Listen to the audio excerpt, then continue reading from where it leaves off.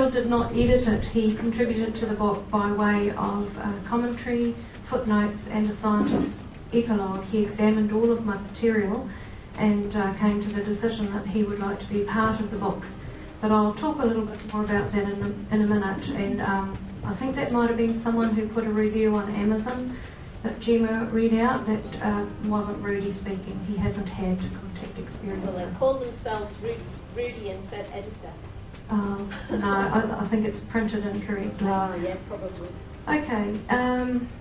So first of all, I'd like to thank Cheryl and the committee and Barry for inviting me here. It's very good, and I'm very pleased to be here to talk to you tonight. I'm going to break the speech into two parts. The first part of my speech is actually going to focus on a lot of my experiences, and the second half of the speech is going to be a more general looking at, we've lost the microphone, no. Looking at things like disclosure, problems that face experiencers, and a few other wider issues in the contact field.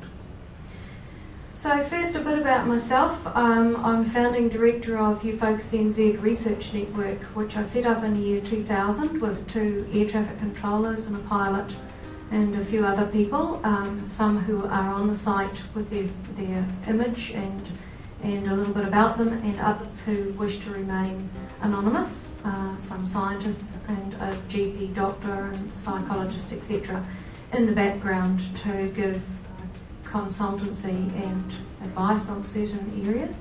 But we are a UFO sighting investigation network, so we have investigators throughout the country who will go to various regions and address issues to do with UFO sightings and interview people, and all of those sightings go on our website. We have conferences and things like that as well. I've been in UFO research for 40 years. This is my 41st year that I'm in now. So I've been around quite a long time in New Zealand, and I had an experience which I'll talk about briefly in a little while that really catapulted me in early adulthood into looking at the contact field and UFO sightings. So my speech tonight is called Waking the Sleepers, the Role of the Communicators. And I'll talk about that piece by piece. First of all, who are the sleepers? From my perspective, the sleepers at the moment are people who have had contact experiences but may have very limited memory of it or only an inkling of it.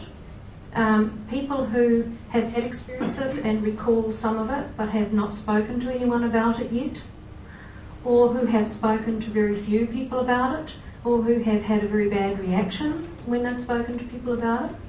So the sleepers are people who are slowly waking up to the fact that there is alien contact happening in the world and that they may have a part in it. So sleepers are people who in the future, I believe, are actually going to do great work and help to bring this whole subject to the fore, because we tend to think in ufology that we are quite a large group, but in actual fact, the world population, we are actually a very small group, and so it is our job really to bring this to public notice. So that's the sleepers from my understanding, who have varying degrees of awareness or memories of contact with extraterrestrial intelligences, or who have not yet realised that some of the experiences they've been having may be caused by that. Now the communicators, the role of the communicators, I lump together the 3 groups that are very well known in ufology and in contact, and that is the contactees who had experiences way back in the 50s, 60s, 70s, the abductees who came out mainly in the 70s with rather negative and quite frightening experiences, largely with the Greys, and then later on the experiencers who splintered off from the abductees really, who have had more positive experiences, or who have had a transformation take place where they've lost the fear, they've come to assimilate their experiences have a greater understanding of it. And if we put all those people together and find the common thread that binds them, it is simply, in my opinion, that they are communicators. They are communicating, all of them, with an alien presence. So that's the terminology I use, although throughout the speech, old habits die hard, I'll probably still use the word experiencers. I think communicators is an inclusive kind of a terminology, and it kind of covers over a lot of the ill feeling that has sometimes occurred between the groups. Okay, this is Dr. Rudy Schild, and Dr. Schild, I heard about and saw a DVD of his speech way back in 2005. And as soon as I saw his face on the DVD, I recognised him. Now, I didn't know him, I'd never met him, he lives in the States, but there was an instant recognition and a feeling that there was some kind of purpose, some sort of purpose to a communication with him. So I spent some time trying to contact him and was unable to do so, and it wasn't until 2007, I think, 2010, sorry, that I actually got in touch with him and sent him some of my manuscript and asked him to comment on it. I was very fearful about doing that because I had no idea what kind of opinion or reaction I might get from that, but he was very interested and asked me to send him more material, and eventually said that he'd like to contribute to the book. So that's the cover of my book. A lot of things happened during the writing of this book. We all experienced strange incidents and coincidences that happen, and there were a lot that happened in the writing of this book. It's broken into 3 parts. The first part is about his beginnings, and it describes my early life and my life leading up to, through childhood and up to actually coming to terms with the fact that I was actually having contact. The second part of the book, which is the larger part of the book, is about some of the contact experiences. Now, I've had a lot of contact experiences in my life, so I had to be selective and only choose those that generally expressed what I wanted to express, but there's still a great deal that isn't in the book. The last part of the book is changes, and that's dealing with how we move into the future and what may lay ahead in the future, and what I've been told by the Greys lies ahead in the future. Now, there's some images of various species, but it generally gives a broad picture of the kinds of species that I've had contact with. Top left is what I call an ancient grey, which is rather like the rootstock of the grey species. On the right, we've got humanoid creatures, beings, entities, very similar to us. Bottom left, the mantis. And bottom right, we have the short grey. On the right, we have on the left, in the middle, the tall grey. And on the right, the grey mixture that is mixed with another species with a long skull. My experiences began in childhood, but I didn't recognise them as such at that time. But I used to have memories and dreams, and I used to wake at night and see these glowing figures by my bed. The only person I really talked to about it was my mother, and having a Christian background, going to church as you did on a Sunday in New Zealand in the 50s and 60s, she said, oh well, it's probably the spirit of a relative who's passed on, or it might be an angelic figure. But of course I knew by the size and the shape that it didn't fit your angel image, and I didn't know what it was as a child, who these beings were, but they communicated with me in a very loving sense, and I used to go places with them, but I had no memory of where I'd been, but I would recall coming back with them. So moving through the first part of the book, I talk about how at the age of 20 I had quite a shocking experience on a lonely country road in southern North Island, where we saw a light appear in the sky, then it disappeared, and my flatmate and I, who was in the car with me, began a discussion on what that might be. And of course you go for the logical thing, it must be a aircraft landing lights or maybe a helicopter. But when we saw it disappear completely and then reappear within a split second right beside us over the hill and then repeat that pattern, then the car erupted into panicked screaming and shouting and arguing as to what it was. And he still insisted that it was a helicopter, no matter how fast it was moving. So this experience catapulted me into looking not only at contact research but sightings, because the light eventually came up behind our car and completely engulfed it. And an hour and a half later we found ourselves at the far end of the strait. It was no longer late afternoon sunshine, it was completely pitch black. We were thirsty, we were frightened, we were shaking, and we didn't know what had happened. So from that point on, I was a young teacher at the time, and I moved to quite a remote area to teach and found that there were people galore who were having sightings, like fishermen out early in the morning, people setting crayfish pots late at night, people out herding cattle and bringing cattle or sheep in bad weather who saw all sorts of things. And so that's when my investigation and recording of these experiences for people having began. Okay, so the first experience we're going to have a look at is chapter 18 in the book, The Galaxy Screen, and that occurred around 1978, possibly within a couple of years, because I don't recall the exact date of it going back that far.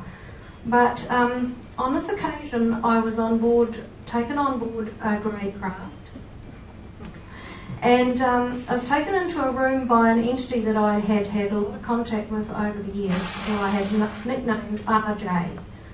And I was shown the screen that you can see there at the bottom of the image there. It was like a large rectangle divided into a grid, like mathematical grid.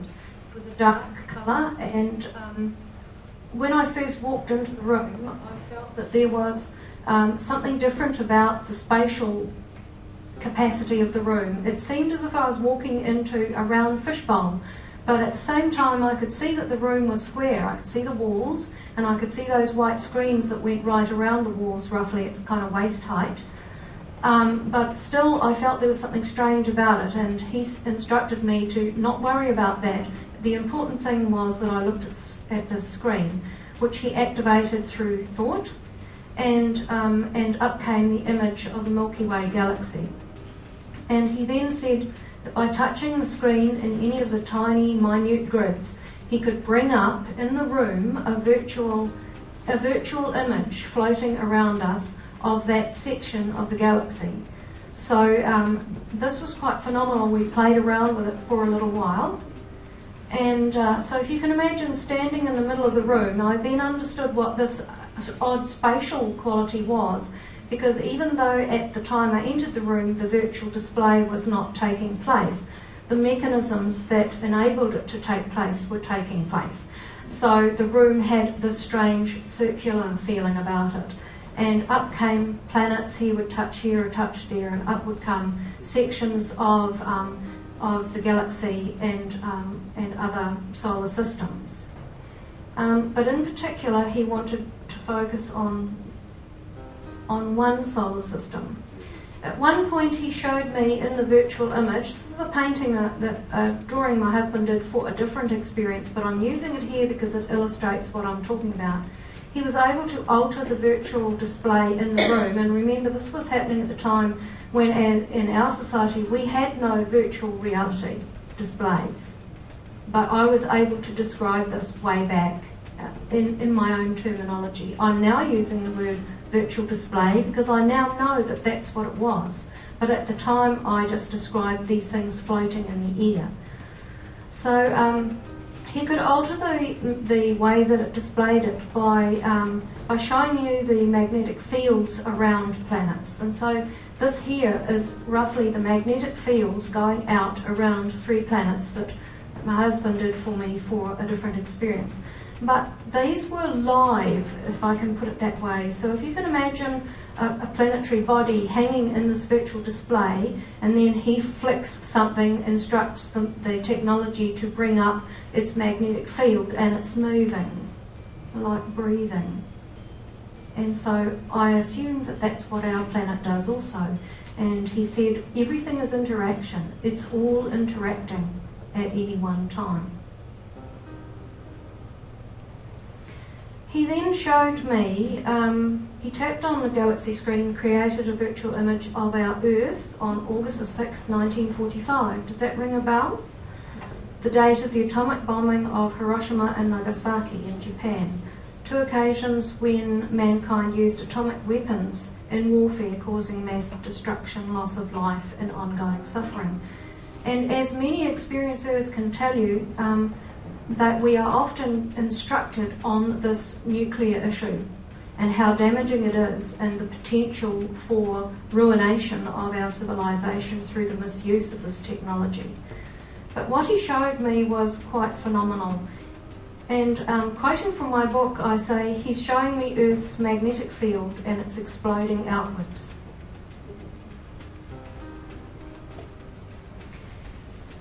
I can see the effect of the explosion reverberating right out through the solar system and further out into the galaxy. And he talked to me in relation to this. This was a shocking thing to witness, and I was shaken and upset. He reached into my mind with his mind to search for images or terminology that I could make sense of that might express a sense of purpose and commitment. And he discovered the words in my mind, fire in my belly. And he said, this image will put fire in your belly. Witnessing this scene would make me want to influence people's thinking about nuclear warfare, nuclear power, the possibility of things such as what happened in Fukushima in Japan, where the nuclear leakage is creating havoc. So this is Hiroshima, and on the top right you can see the city before the explosion, bottom right afterwards, and Nagasaki. And this grey entity said to me, time could stop for you, there will be nothing left of you on the grid. And he's referring to the galaxy screen I showed you before. We could disappear. Just for your interest, some of you may like to look at this. I've just put this here, I'll talk about it very quickly. If you like to Google a time-lapse map of every nuclear explosion, etc. on Google, you will come up with something that has been formulated by a young Japanese artist that shows you every explosion, and my goodness me, how sobering it is to watch this. You start in 1945 and you've got the odd explosion, starting with the US, moving into Russia, and by the time you get into the 70s and 80s it's like this. All over the planet, including outback Australia. Numerous in outback Australia. So this was quite clear to me that I'd been taken into this room to be told this lesson and to talk about it to people. But I'm not the only person that this has happened to, and I know quite a number of people who will tell you the same story. And there's a breakdown of what that video will show you. A total of 2,053 explosions on the planet, not counting ones that North Korea may have done. Now, a friend of mine and colleague, retired Captain Robert Salas from the US, has written a book called Unidentified, and he talks about how he was stationed at Malmstrom Air Force Base in the late 60s, and a UFO came down over the base when they were bringing up the Minuteman missiles to test the control systems, and the UFO shut them down. This was, the people who worked at the base were silenced and had to sign confidentiality agreements, and eventually he did a lot of research on this in later years and found out exactly what had taken place, how it had been covered up, and he has gone from being a person who was involved in the Minuteman missiles to an anti-nuclear campaigner. And there's Robert in a quote. He says, if each of us commits to the idea of the complete and total abolition of nuclear weapons, together we may have prevented nuclear war. And I would say, together we may have prevented ourselves from annihilation. Okay, the next experience that I'm going to talk about is an interesting one called Passing Through the Planet, which happened in 1987 when I was 32 years old. My memory of this incident was of flying a scout craft, a small scout craft with 5 people on board. And I say people because it started off on a grey craft, and I was told that I was going to be given instruction in flying a scout craft. I felt very nervous about this, but the crew, who looked like humans, tall, mainly blonde, but with brown hair, also humans, came towards me in tight-fitting suits. It was very daunting because I'm not that tall, and they were, and they looked extremely striking because they were tall and thin, slim, and they had tight suits on, and they had a bearing about them of intelligence, and I felt quite intimidated by it. And I wondered why I had been selected, and while I was wondering, they were already knowing what I was thinking and responding to me that you know, this is actually offered to quite a number of people, because they wanted to see how I could take the skills that I had learnt from the Greys of operating technology using the mind and transfer it to their technology, which had a slightly different feel about it. And I have met a number of people worldwide who describe, like me, who describe that having flown a small scout craft. This is an old image my husband drew years ago in my 90 in the scout craft, and looking out that screen there, that where it appears to be a window, is actually what I call a window screen, and in my book I abbreviate it to W/screen, because I found that they're quite interchangeable on a craft. It can be a window one minute and the screen the next. And the tall entity on the right I called the lead male, because he seemed to be doing all the instruction. The woman there was a scientist, and I was told that they were taking me to another part of the planet, and when they opened the window screen, instead of it being dark in the southern hemisphere, we were somewhere where it was daylight, and the hills were covered with autumn coloured trees such as we don't have in New Zealand in that kind of quantity. Behind me, where I was standing, behind me were 2 tall males who were operating other technology on the back of the on the side of the craft. So what we did was we hovered, and I had to receive instruction on how to fly the craft using 2 modes. One was manual, where a lever flipped up out of the console, and I had to move that lever in a way that moved the craft manually when it was in a stable position. And by stable I mean it's wobbling, it's doing the falling leaf kind of movement. And so I'll just go back to that one. Okay, so the manual involved using that lever that I've got in my hand. The thought mode was actually operating the craft by connecting to the conscious technology of the craft and flying it with my mind. And it's quite interesting how I assumed that the manual would be easier, because I thought, well, you know, I can drive a car, so I should be able to use a lever to make the craft move. But in actual fact, using telepathy or thought was by far easier, because it bypassed all of the neurological messages to muscles, tendons, and all the rest of it, so there's a delayed reaction. And the thought then, when in thought mode, you had to then modify the thought's intensity, so that you didn't wobble the craft too much or move it too quickly and send it into a dive. So there was quite a bit of discussion and learning that went on until I was able to master this. Once again, I'm not the only person who talks about this, other experiences do as well. Then they told me that they were going to surprise me, give me a surprise in the sense that when they took me home, we were going to pass through the planet.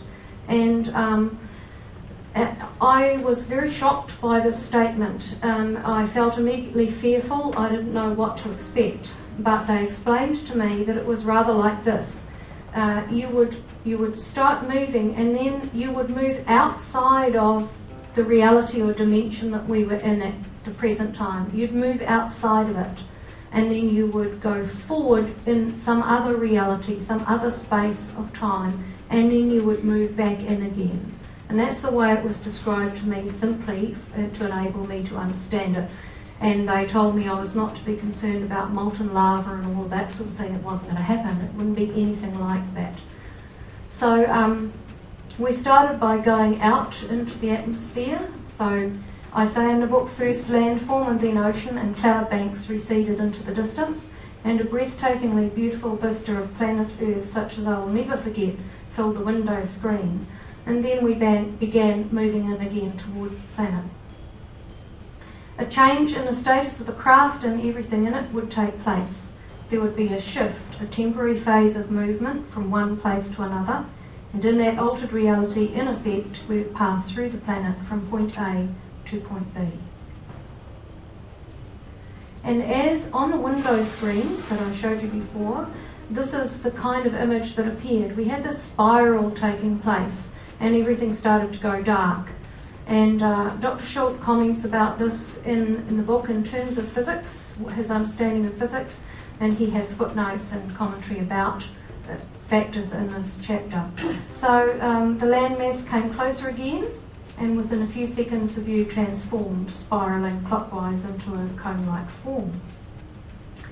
And Dr. Schultz says, the description of flying through the planet is fascinating. In my view, this involves the same manipulation of the phase information of the material as walking through walls, windows and doors.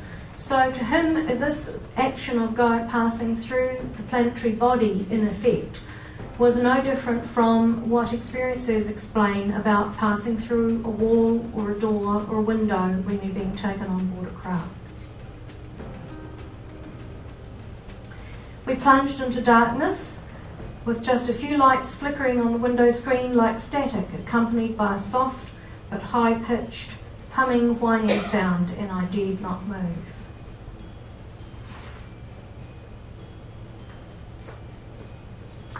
And Dr. Schultz says, Suzy's description that flying through the Earth's interior produced images of a dark tunnel-like cone or vortex on the window screen suggests again a process dominated by spiralling waves related to consciousness. So everything associated with this craft related to consciousness. It was as if the craft itself was alive, and once you connected to it by placing your hand on a rubbery pad so that your electric field became part of the craft's intelligence, then it was quite simple actually to instruct the craft to do things, and you were just tapped into that. And I noticed that when I put my hand on that pad, I felt a slight electric tingle, and my body went momentarily cold for a little while. Okay, now we're going to have a quick look at a chapter I talked about before in Sydney. It's called The Test. We start with part 1, An Alien Internet. This, I had extremely vivid and detailed memory of this experience. I wrote screeds about it way back then in 1993 when I was 38, and eventually I had a regression on it, and very little extra information came out, only some minor details, so I had recalled it extremely well. And in this image here, you'll see how we moved along a long corridor to this room where a test was being held. There were 16 adults, and as we moved, this bubble of light seemed to move along with us. And this is one of the many features that you see on board a craft, is the unusual way that light behaves. So there was no visible light source.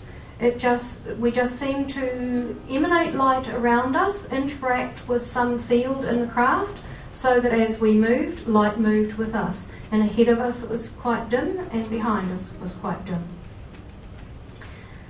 We were all seated in the room, and each of us was assigned a grey. So there were quite a lot of greys in the room because there were 16 of us and we had a grey partner to work with. We were each given seated at a console, and these three entities here were in charge of it.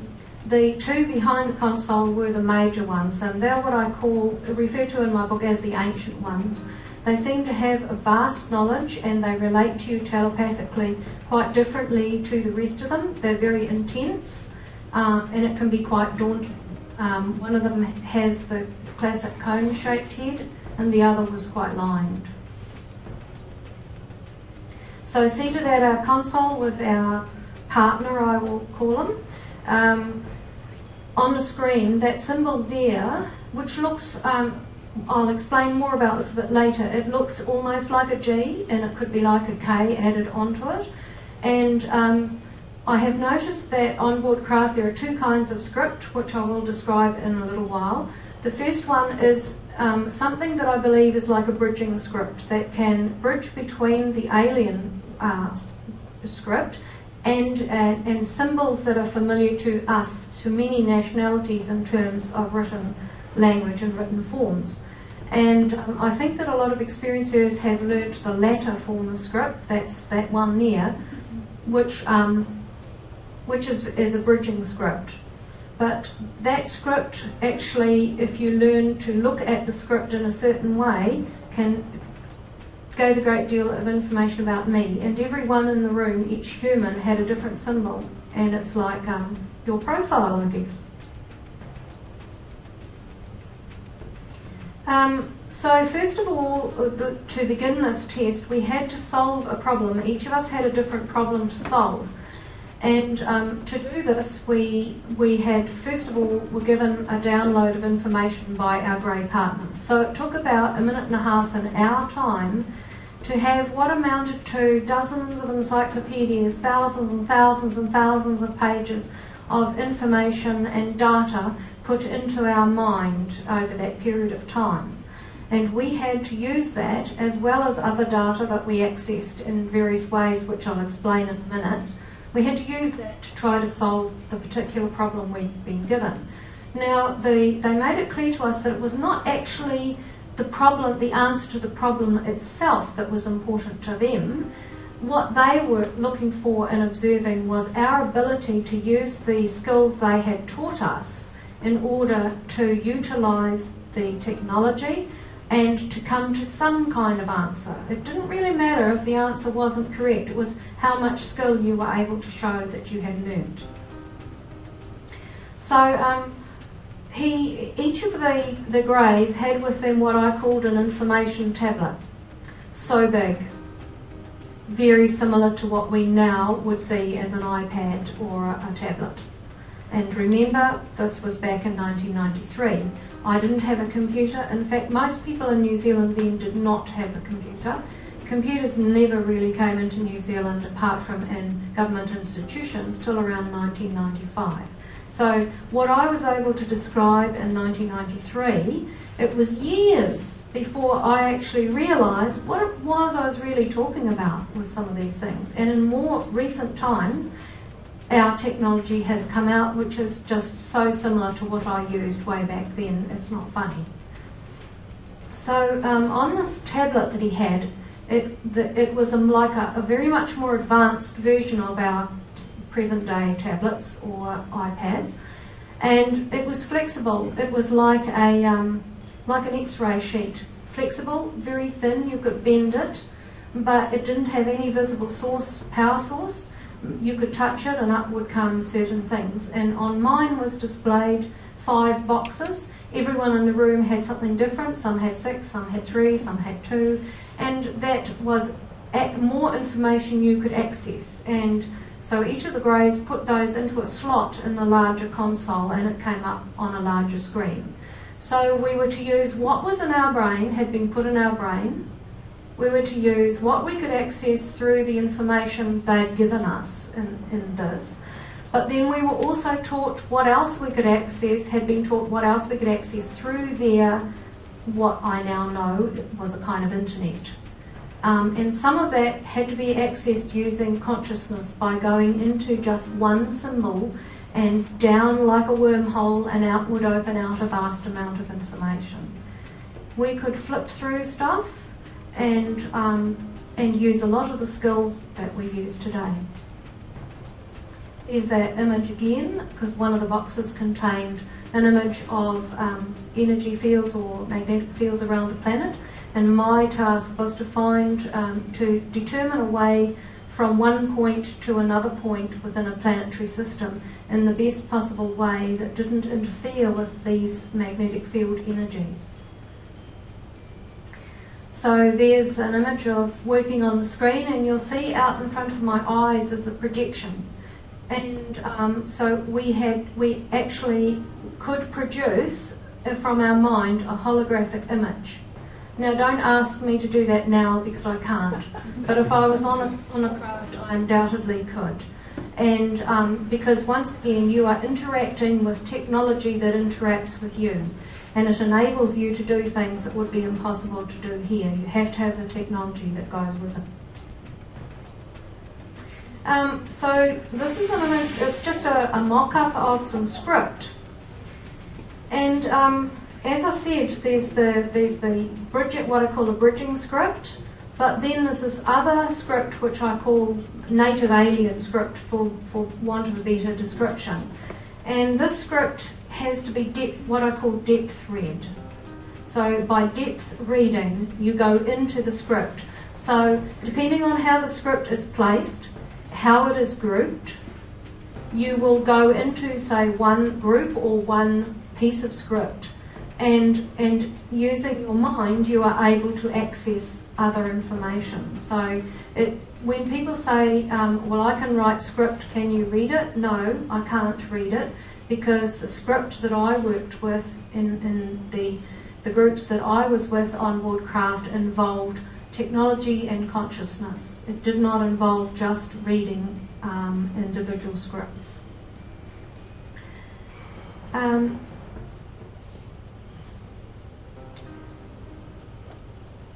Okay, so moving on, I was contacted a while back by an experiencer who had experienced something similar, and I'm always looking for corroborative evidence, because this gives the stories that experiencers tell a great deal of strength and reality if we can find people in the world who've experienced the same. I'm going to call this person Dave. And he gave me an example that was where he was in a semi-awake state. He'd woken up, semi-awake, and he saw streaming down either before his eyes or in his mind this massive stream of data, symbols, equations coming down. It just seemed to roll on and on and on. And he felt that data represented, when he woke up the next morning and remembered what had taken place, woke up fully and remembered what had taken place, he felt that represented the massive amount of data behind something very simple. So let's take, for example, as the example he gave me, the data description of a cheese sandwich.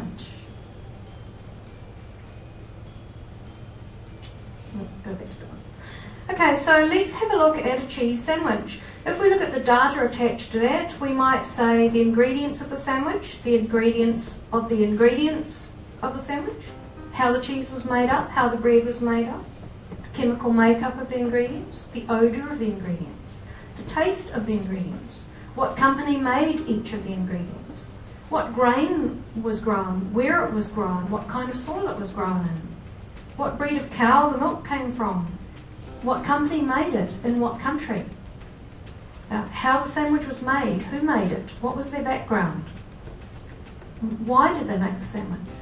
So we could go on and on and on, and we could build this massive picture of the data connected with a cheese sandwich. So this is what Dave described to me, and really what he's describing is similar to depth reading the script, where you start with something that looks quite simple, and by the time you've finished, you've got a mind-boggling amount of information at your fingertips.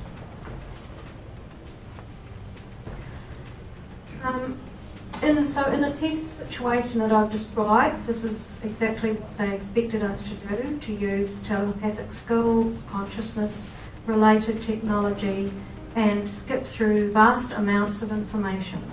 Now, let's look at skipping through vast amounts of information.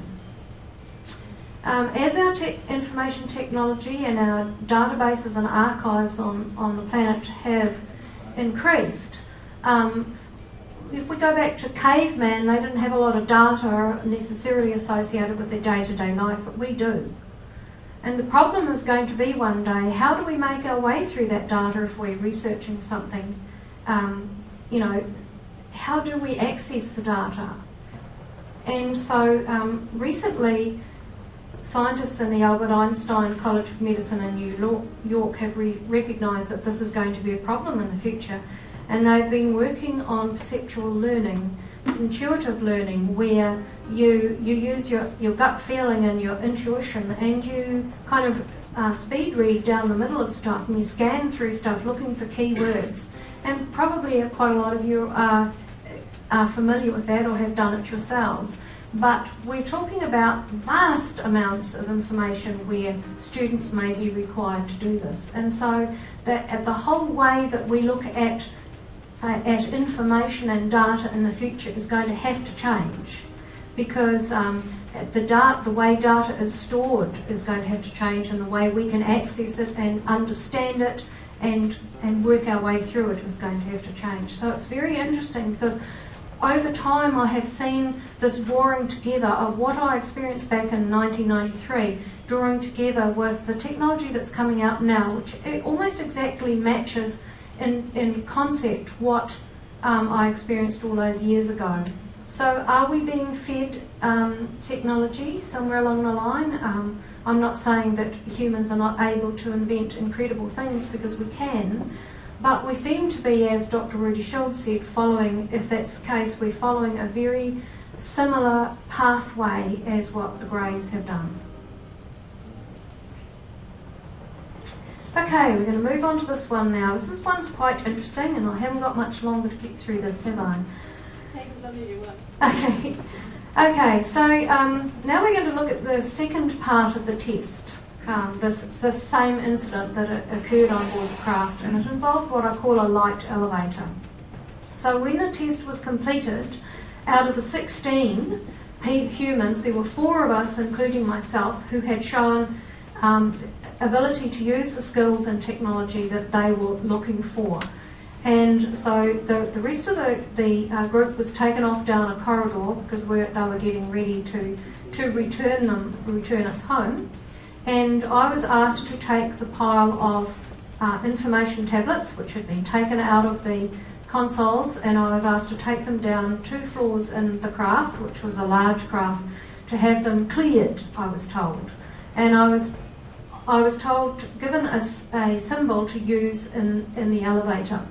Now on the left there you can see what I describe as the light elevator, and my other nickname for it was liquid light. So it was a tubular perspex glass kind of exterior, and it enclosed a column of bright bluish-white sparkling light. Now this light seemed to be liquid, almost liquid, moving up and down like this simultaneously. And when the door slid open and you stepped into it, you were suspended. So I remember years earlier when I was younger feeling quite nervous about getting into one of these, thinking I'm going to fall straight down the hole. But you don't. You are suspended in light. And this light feels like velvet on the skin, is the only way I can describe it. And you think the symbol, and in the blink of an eye there's a momentary blackness in your faculties, and in the blink of an eye you're there, the door's sliding open and you're stepping out on another level. Now, my memory of this was extremely clear and profound, and I tried to convince myself that I must have been imagining it. How could anything like that exist? It just didn't make sense in light of our own technology. So all the way through I questioned my experiences, questioned them, asked, researched, looked for other people who might have corroborative information. And while researching for a 2006 conference that I was speaking at, I looked up some sites. I wanted to use this test experience as an example. And I looked up some sites where experiencers had put their artwork, and it happened to be a US site. And I was astonished to find this. And I was able to contact the person who drew this, and I'll call him Jeff. And he called that image that he drew liquid light, which is exactly what I had described it as. So I contacted him and we exchanged emails. I didn't say too much to him at first, just said, I've seen something similar to what you've got in your drawing that you've called liquid light. What can you tell me about it? And he came back with the same details as me. Well, actually, it's an elevator. You think a symbol and you go between floors on craft. It's very soft. You're suspended in it, etc., and basically giving me back everything that I knew anyway. So this was quite a revelation for me. It was one of a number of little turning points in my life as an experiencer, because it was the very first tangible thing that had cropped up that I could grasp that said, hey, I didn't imagine it. It's real. So while I was speaking at this conference, I also spoke at an abductee experiencer support group. And afterwards, a young teenager came up to me with her mum and a folder of drawings that she'd done of her own experiences. And lo and behold, I'll call this young girl Anne, and she called it a teleporter. And I said, well, this looks like an interesting picture. What can you tell me about that? Same story. It teleports you somewhere. You think the symbol, and you go. That's how you travel. And it's very soft on your skin, and it's a bright, sparkly light. So 3 experiencers in New Zealand, Australia and the United States can all describe travelling in this phenomenal piece of technology and describe it exactly. And this is really the corroborative evidence that needs eventually to get out to the public so that they understand that we're not all Fruit Loops. So, continuing on with this, I step out of the light elevator, and on the wall behind the console where you saw a grey sitting, there's the window screen. And in it I could see a dome. You can see how it slopes down in a dome shape. You're looking at one end of it. And this dome was like, it reminded me of those Christmas domes you have that are glass and you shake them and all the snowflakes come and it seems to come alive and then they all settle again. It reminded me of that. And in it there was vegetation, there were some seats, and there were greys and humans in there. But contained within this this dome was like a bright golden sunlight. It did not emanate out beyond the walls of the dome. Just like at the light elevator, the light did not emanate outside of it. Our light radiates. It radiates outwards until it gets to a vanishing point. But their light can be contained. And that's a phenomenal aspect of their life that we don't yet understand. So I asked the female grey sitting behind the console, what's happening there? And she was not at all keen to talk to me about it because they're very compartmentalised.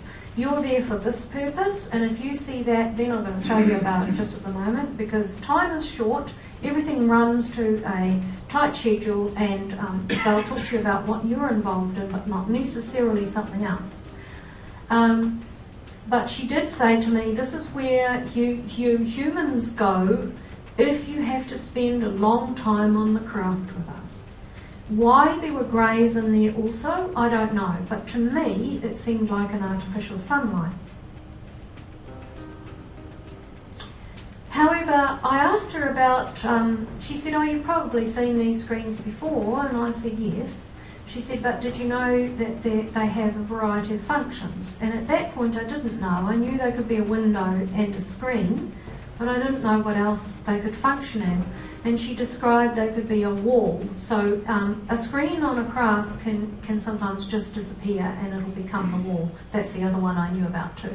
A window where you can see through to the outside or into another part of the craft. It can be a communication screen like our current day Skype. A surveillance screen for looking into other areas. And a mammoth database, what she called an information storage facility, what we might call cloud computing, or a massive computer. So I found that very interesting. 5 functions, okay. Now, when I spoke to the late Dr. Roger Lear at a conference I was at, we went out to dinner the night before the conference. And we talked about all kinds of things, had a great discussion, and quite by coincidence, if you want to call it that, told me about someone he had spoken to in the States who was in the military who he had interviewed. And this person had described being taken on board a craft at a military base. And it was invisible, so they had to actually be escorted to the craft and told how to get into it, feel where the steps were. And when they got inside, they could see out, and they could see out through what appeared to be a window. But one of the personnel there told this military person, giving them like a guided tour of it, I guess, that window actually had 5 functions, and proceeded to outline identically what the grey female had outlined to me. So that was just another little corroborative thing cropping up, and I said to Roger, can I use that in my speech tomorrow? And he said, by all means. So I did. So my adult life I have spent looking at my experiences and looking for other things that match it, that align with it, that make sense to what I have experienced. And while I was standing there by the light elevator talking about this with the female grey, there was a noise or sound of movement behind me, and upon turning around I saw this entity, which I'm assuming was a hybrid, because it had quite identifiable human aspects but was very much also grey. And what I noticed was it had kind of although its face to me seemed youthful and young looking, it had a rather stooped elderly posture, and it walked as if it had arthritis, and I clearly remember that. But there was a very intense energy coming off this entity, and it held a telepathic conversation with the female grey, basically saying, why is she in this area? She shouldn't be here at this point in time. And when I tried to interrupt telepathically, he held my telepathy at bay. So I had no effect whatsoever. He was just able to cut me out and show me that, who was boss in that area, shall we say. And when he had finished conversing, he then basically gave me permission to say something, and I asked him, and this is the important thing I've been talking about so far in my speech, I asked him a silly question really, but turned out to be a most opportune question. I said, for want of not knowing what to say, because I was riveted by the intensity of his eyes and riveted by the energy field coming off him. It was phenomenal. The intelligence, you could feel compassion, emotions, everything coming off him. But very businesslike in his attitude. And I said to him, could he give me some advice for my future, and was I likely to meet him again? And he said, yes, you actually will meet me again. And he said, my advice to you is this word. And he gave me telepathically the word corroboration. And so right back then, that became my focus. And that it led me to find out all these other things over the years about this experience. Okay, and the last one before our break, so I'm not doing too badly, I'll be quick. Interacting with our universal energy fields is chapter 16, happened again in 1978 when I was around 24. And there you have a Photoshop mock-up my husband has done of a rather large craft that I was taken on board. You could describe it as walnut-shaped or satin-shaped, and there were openings all around the central area where craft were going in and out. Now, I had a view of what this craft was like from the inside, and that drawing is done from the description the grey who met us and escorted us gave us of what it looked like outside. So we were met by hundreds of humans were coming onto this craft. It was multi-storied, it was massive, and we were met by greys who put us into groups and took us to various rooms for various reasons, and I'm not going to go into what we actually did on the craft at that time. I'm only going to look at the corroborative aspect that I have found out about the actual craft. So if you want to know about the experience, you've got to read the book. So, walnut satin-shaped craft. So once again, seeking corroborative evidence. While writing the book and searching the internet for similar descriptions of craft, I came across a report by Dr. Bruce Maccabee, who UFOCUS NZ in New Zealand, we work with Bruce occasionally. He looks at photographs and UFO photographs, etc. for us and gives us his opinion. And I came across on his site an article I actually hadn't read before. I'd read most of the New Zealand data on his site, but not this one. And it's the story of the fantastic flight of the JAL, Japanese Airline 1628. And it describes a 1986 sighting by a Japanese jumbo jet pilot named Captain Terauchi, which occurred near Anchorage in Alaska.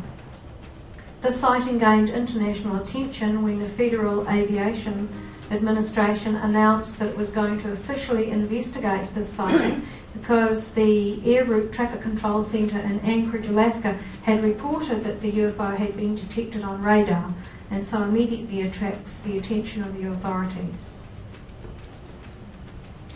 Captain Terauchi was able to describe a large, gigantic spaceship which had light on the outer corners, and I'll go into that in a minute. So those two bits on each side, he said seemed to be like lights, or very light.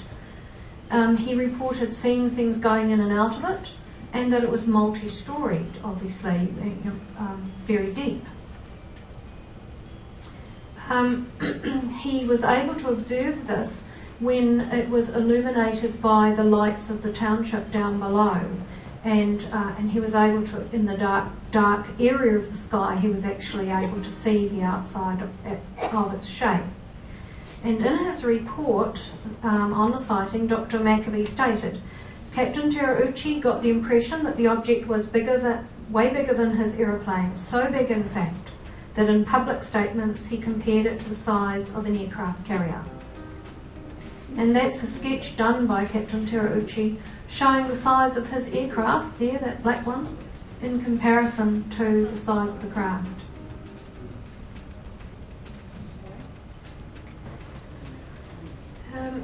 And in his narrative, Captain Terauchi recalled the following words. He stated, "We arrived at the sky above Eilson Air Force Base and Fairbanks.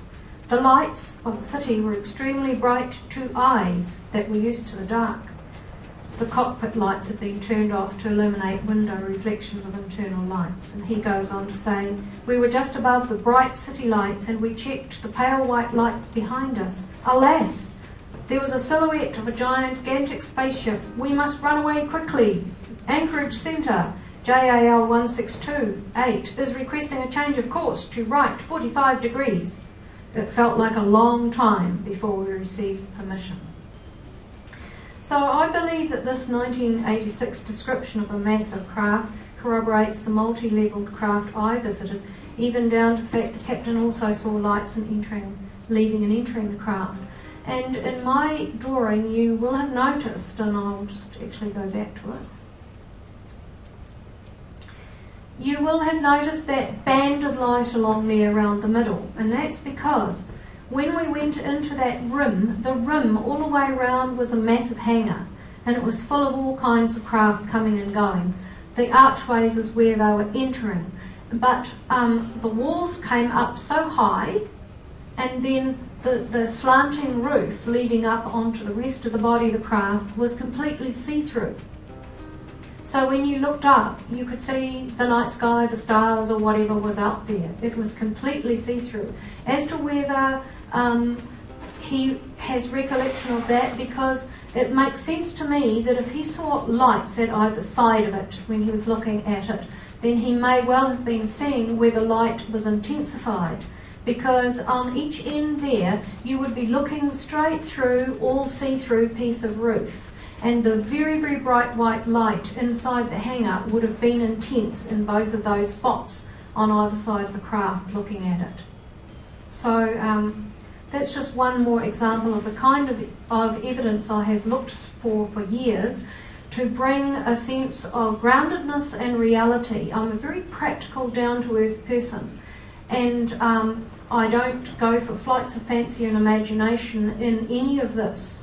I state what I have experienced, and some of it has been investigated through regression. Sometimes extra information came out, but the vast majority of what I describe in my book is based on actual conscious memory. As I said, some have been investigated through regression. And on occasions when we did a broad regression, such as looking at a time when I've been on board craft with, say, one of my sons, some extraordinary, unexpected and unrecalled incidents came out with a great deal of detail. So I'll leave it there because it's 5 minutes after we should have stopped, and we'll carry on with some broader topics after the break. Thank you.